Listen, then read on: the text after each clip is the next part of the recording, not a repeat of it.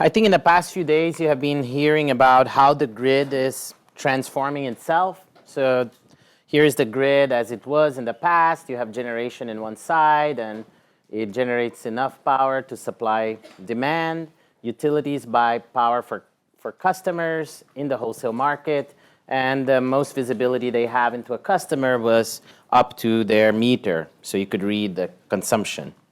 And we're seeing now a dramatic change on the grid. In the supply side, what we are seeing is the adoption of renewables, potentially large-scale storage.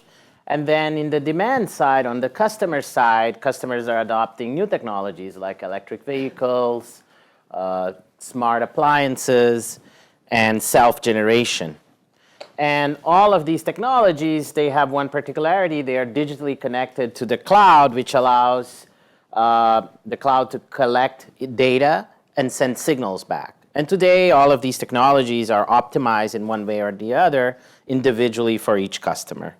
And one key question we have been looking here at Stanford now since I've been here, so that's 2011, has been how do we take these resources, which right now they are basically just passive, independent of the needs of the grid, and coordinate them to offer services back to the whole ecosystem. For example, I have the variability of renewables. If somehow I can coordinate customer resources, they can use power when the power is available. And that will reduce the cost of integrating renewables. What are the challenges in doing that? The first critical challenge is now I have to coordinate tens of thousands, hundreds of thousands of resources. Traditionally in the grid is between thousands and tens of thousands of resources at the most. So now we're going an order of magnitude beyond that and even into the millions of resources. And the second one has to really do with you need these consumers, they have their own preferences and desires. You can go into residential consumers, commercial consumers, and so on.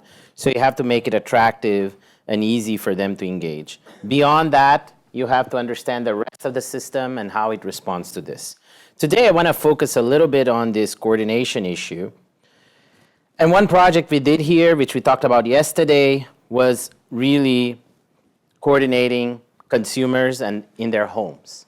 So we have storage, we have solar, maybe some electric car, and we have some smart appliances. How do you coordinate that? So in a project we have done since 2016 with Google and the Navy, Sonnen, as well as Suntech Drive, we built a network intelligence that allows you to, one, have local intelligence on every home that communicates to all the assets in that home and makes decisions of when to schedule, how to use storage, solar, EV charging, and when to schedule appliances and so on, and also learns the preferences of consumers. And then we built a cloud system that then takes all of this and mediates it to offer coordination. So people can work jointly together to reduce peaks or to follow signals from the system. And the key here is when you're doing that, you have to account for all of the power network constraints as well as the fact that the cloud cannot actuate in real time in this kind of two-way communications. So we did this project. We are now in the phase of deploying it in homes and so on. And one key question that was left over was, well, this is great, but so storage and solar, and that change is one big piece of the coordination story. The other big piece is electric vehicles.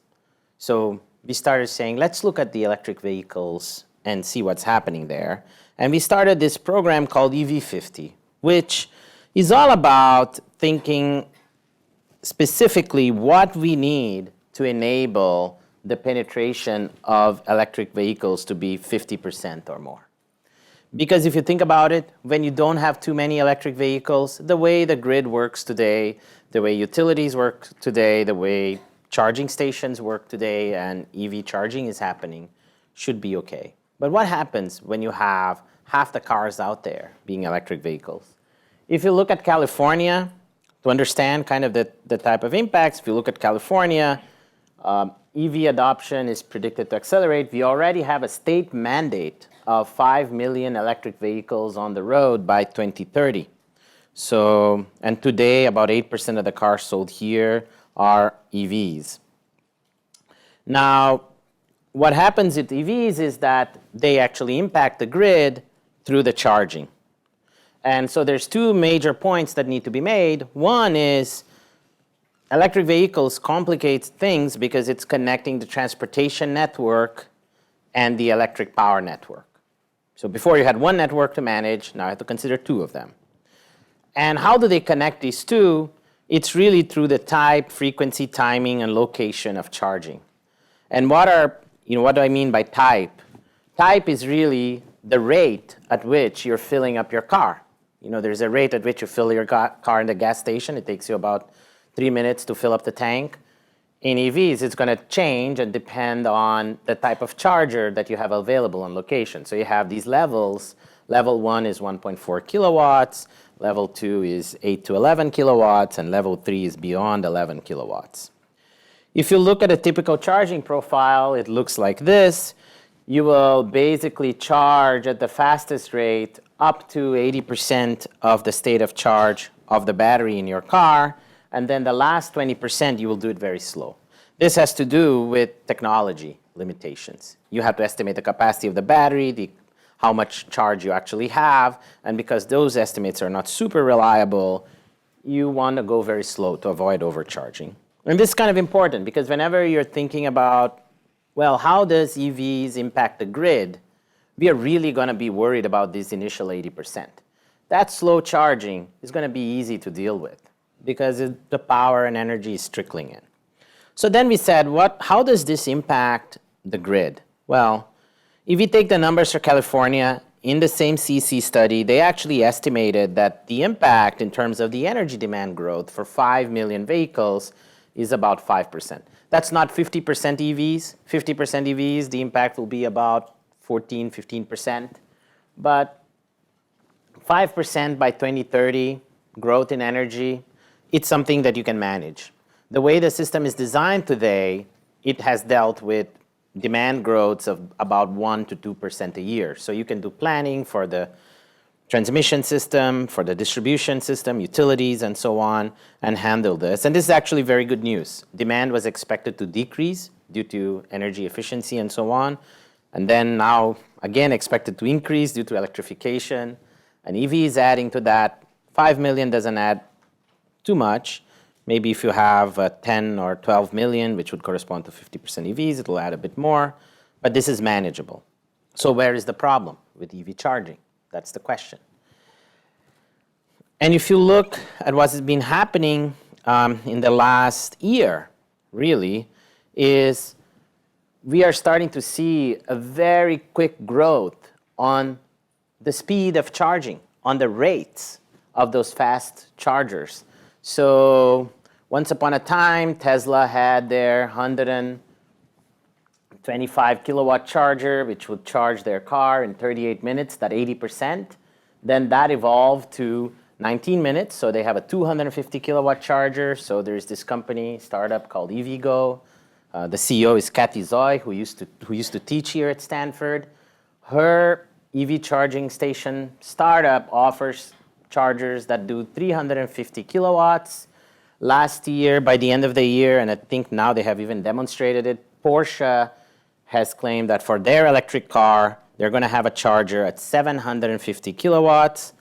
Tesla then came back and said, well, for our pickup trucks, we're going to have 1 megawatt charging. And Mercedes said for their trucks, it's going to be about 3 megawatts. You can imagine, just so you have an idea here, the peak power, we're talking about power, not energy. The peak power of a typical home is about 8 kilowatts. So if you're talking about 750 kilowatts for your Porsche, whenever that guy connects the Porsche, he's sucking up as much as 100 homes, okay? So they can annoy you for other reasons besides having a fancy car. Okay, so anyway. So if you go around and kind of calculate this out, for these 5 million EVs, we wanted to understand how much fast charging is going to be there. Fast charging is not the only mode of charging. Currently, it's estimated it's going to happen between 10 and 25% of all charging is going to be fast charging. But if you calculate, okay, based on the current rates of chargers Tesla has deployed and how many EVs they have, and I use that as a proxy, a super back of the envelope calculation results in you finding that you have about 53,000 fast chargers in California. So now I am the system planner for the California grid. I have to plan for the contingency that all of these fast chargers fire at the same time. If that was to happen, it would add a peak of 25.5 gigawatts on that. I put that 0.5 to prove you that I did at least some calculation. And then you can estimate actually that the California urban demand is about 25 gigawatts. So we are basically going to have a peak that doubles the urban demand in the state if we do nothing. So that is a real issue. And if you compound that issue, fast charging also affects the local distribution network. It increases the probability that you have voltage violations. It ages transformers much quicker. So transformer aging is proportional to the square of the power that flows through it, the peak power. So, if you have higher peak power, it's worse than lower power for the same energy, which is kind of interesting. So both cars have the same energy, but one is fast charging, the other is slow charging. One damages the transformer more. One causes more voltage violations. One requires much more demand from the grid because of the power. And you have increases in losses through that. Now, you can think of, well, I need to manage this charging and not really allow all of these chargers to fire up at the same time. That's the key problem here, right? And if I'm starting to think that way, the first thing is the charging behavior determines the impact. How often are people going to charge at the same time, and when does that happen? It turns out when you look at this future, it's not like the present anymore. You have to take into account a whole host of issues, whether the car is part of a fleet or an ownership, single ownership, whether it's an autonomous vehicle or a conventional vehicle, whether it's in an urban or a suburban environment, whether it's a truck or a car, what's the battery size, what's the weather. And kind of you can summarize all of these concerns into this trade-off here of convenience versus cost. And unfortunately, these two things are not in the same units. Convenience is all about your transportation needs, which is about your value for your time to get somewhere. Cost is really the impact on the grid. And typically, if I just calculate the dollar cost today using the existing pricing mechanisms and so on, cost is very low, and there is no incentive at all for you not to simply go and charge as quick as you can.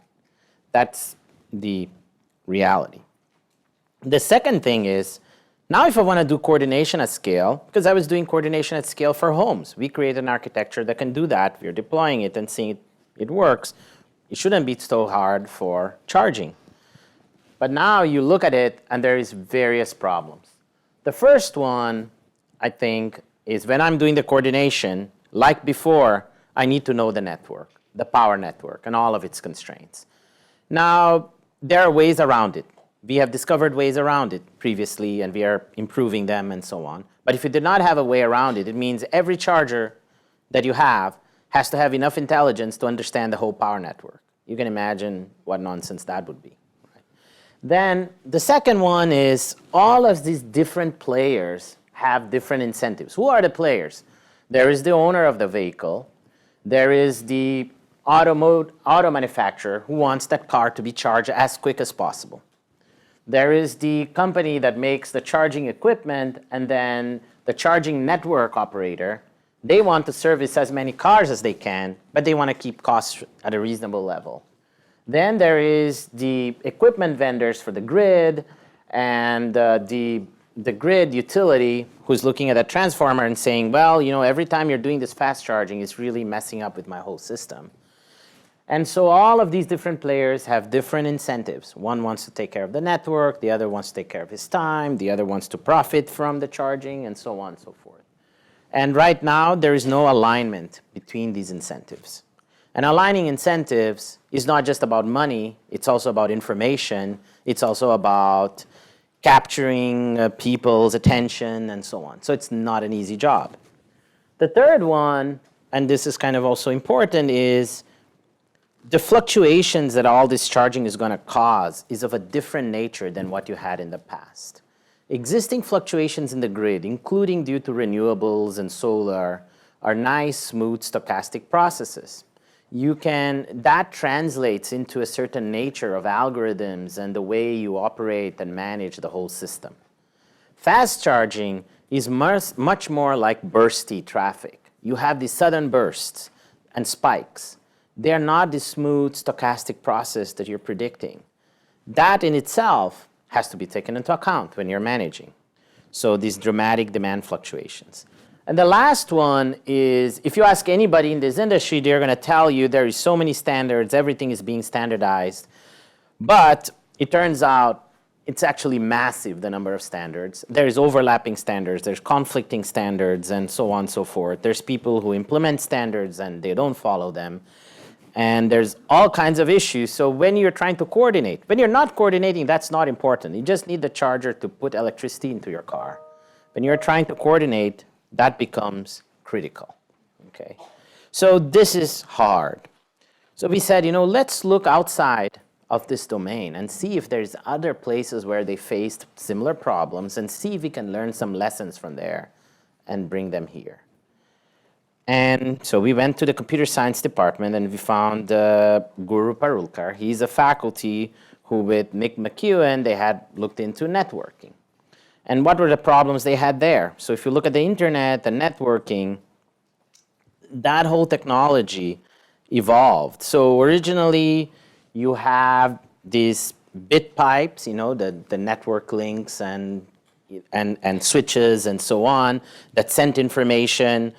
And a lot was done to kind of make that technology super reliable.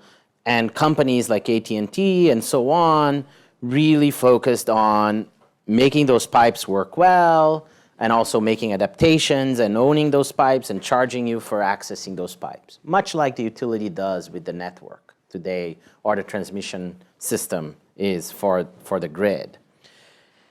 And what happened there, though, is whatever you wanted to do in terms of communication and sending information in these systems was highly dependent on the technology of those pipes.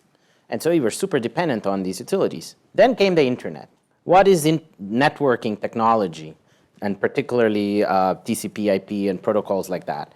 They figured out a way to digitally separate the physical infrastructure of the network from kind of the things applications and so on need to do. An application needs to send data to each other. They don't really care whether it's going to go through a wire, through wireless or not, and so on.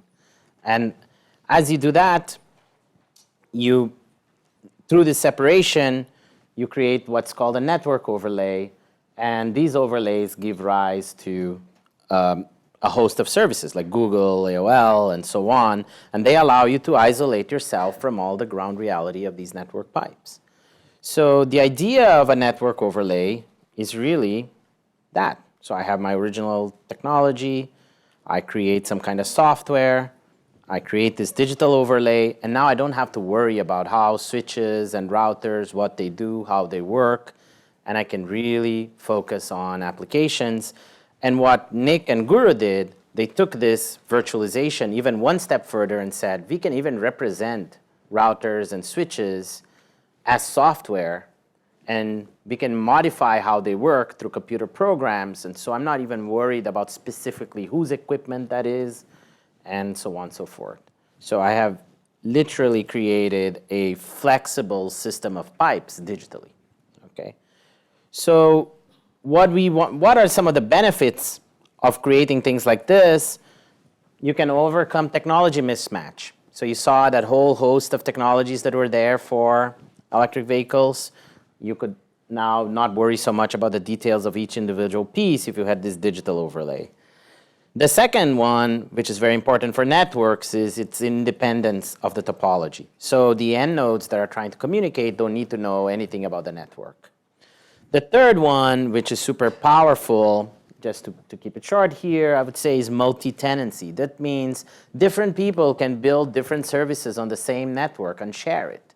and they don't have to worry about the existence of each other. Things underneath it take care of it. So that means fast charging could coexist with traditional charging, and it could coexist with supplying power for homes and then businesses, and all of them have different reliabilities and capabilities.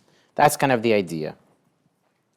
So just going back to the theme of coordination, and sorry for that slide over there, if I have to coordinate with the network, here are the kind of challenges I need to do. One, all of these charging devices need to know the full topology of the distribution network.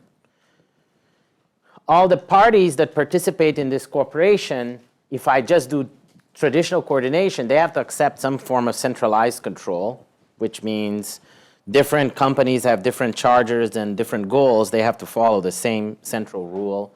And fluctuations have to be really predictable.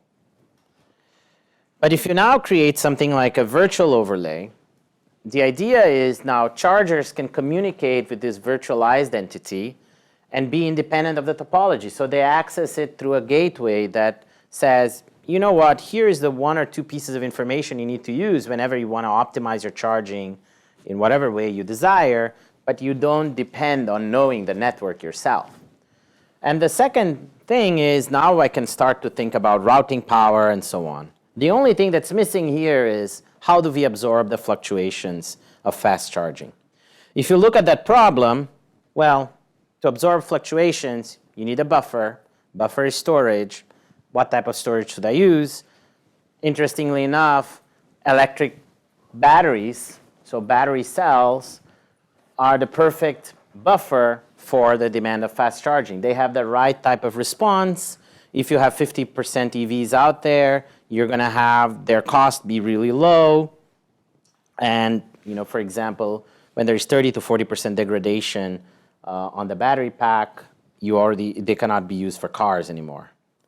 And so here's our final idea on EV50 was, well, you have this network, create gateways, and at each gateway you may have a storage that acts as a buffer, and you create a digital overlay using the cloud, following much of what you do in OpenFlow and networking for that purpose. Okay.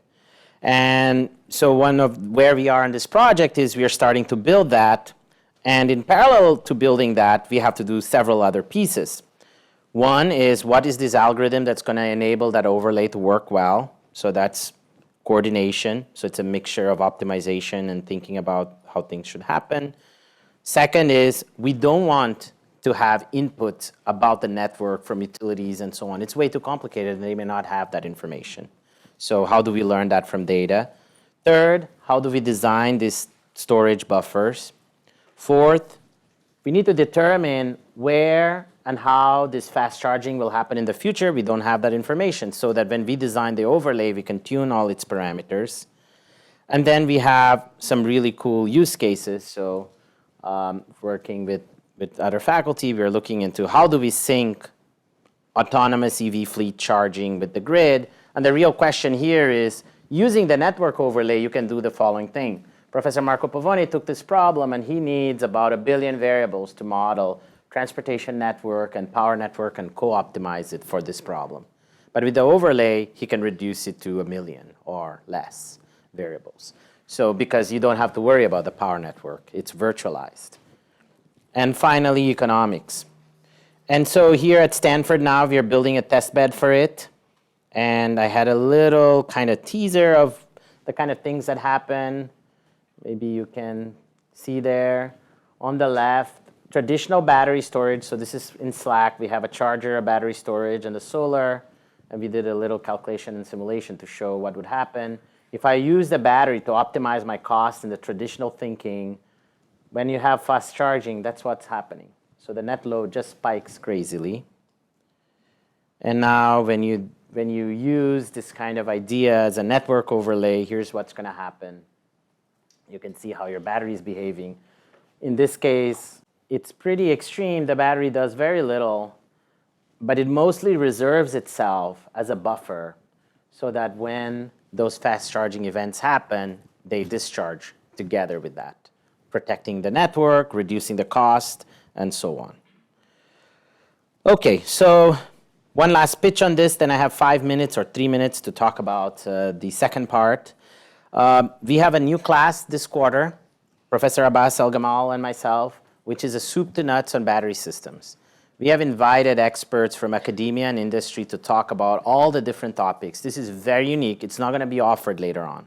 So if you have the chance, sit in there and get to meet these people. You know, we have EV manufacturing experts, we have cell designers and everything in there. So E292X or CE292X, strongly recommended. I'm offering this class because I wanted to learn this topic myself. So I'm going to be there for every lecture. So as the second half, I wanted to show you, so in this first project, it was all about coordination. The second one is about intelligence and machine learning. And a question that came up when we did PowerNet was, well, you're planning to deploy PowerNet, where should you put it? And the question was, where is all the solar panels? And it turns out utilities have these questions. And two of our students, Jafan and Jichen, actually heard the question, and about 3 months later, they had developed a method to figure out where all the solar panels are. Because it turns out the existing databases for that are incomplete, they don't have exact GPS locations, and they're hard to update and create in other countries where you don't have this information.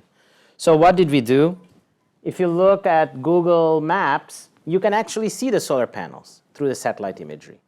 So all they did was to take deep learning algorithms, tune it, modify them, make them fast enough to basically see the Google Maps for every single home in the whole of the United States. And then once they had done that, they created, processed 2 billion tiles. It took about a month and a half to run this. And they created the locations of every single solar panel in the country. And so we published that. It got a ton of attention. And people started asking us, can you map everything else? So we started just doing that. One of the things that Jichen started figuring out was, well, I want to map the distribution grid. And if you try to look through the satellite imagery now, you can't really see it. It's right there, so that is not going to work. But what they figured out in the summer, in 1 month, was actually Google Street View. You can see the lines. And then you can use deep learning with Google Street View and run a little virtual car around, and you create the San Carlos grid. And so here's the solar. Those are all the distribution lines, all automatically created. So we have this project now called the Global Energy Atlas, and it involves myself, Professor Arun Majumdar, Professor Andrew Ng, folks from Oxford, and a company called the Cartes Lab, Google AI, etc. And the point of it is not just to use machine learning on satellite imagery, but really to generate all of this data, highly granular data about the energy system, both at the commercial as well as residential scale, on solar, wind, etc. So we already have this summer like 3-4 papers coming out of this. And together with this project, we are offering a class called AI for Climate Change Bootcamp. The bootcamp has several projects in it. One of them is, or two of them are related to the Energy Atlas. So you're super welcome to come in. Super exciting. We want to do things like, how do we relate forest fires and the distribution lines and transmission lines? Can we understand, as we replace coal generation, where is the renewables coming in and how does that look for different countries, and so on and so forth. And we are also creating methods in machine learning and AI and kind of influencing the other side of that. Okay, so I think that's it for the presentation. Any quick questions?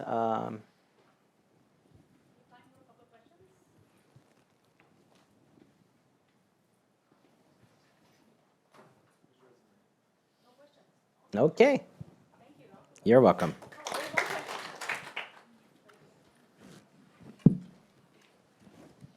This is a little pessimistic, but as we build out this broad sort of national, or even, it's probably not global, but massive energy grid, the opportunities for bad actors also go up pretty substantially. Or you think about like if a hurricane hits like the Gulf Coast, right? It's already hard to get gasoline, and you can imagine that there are some other problems that occur. I'm just curious what thought is being given to those additional risks? Yeah, so there is a few faculty that are associated with bits and mods who are thinking a lot about resiliency. In this project, one of the ways resiliency happens is because through storage, of course, you can store some emergency power.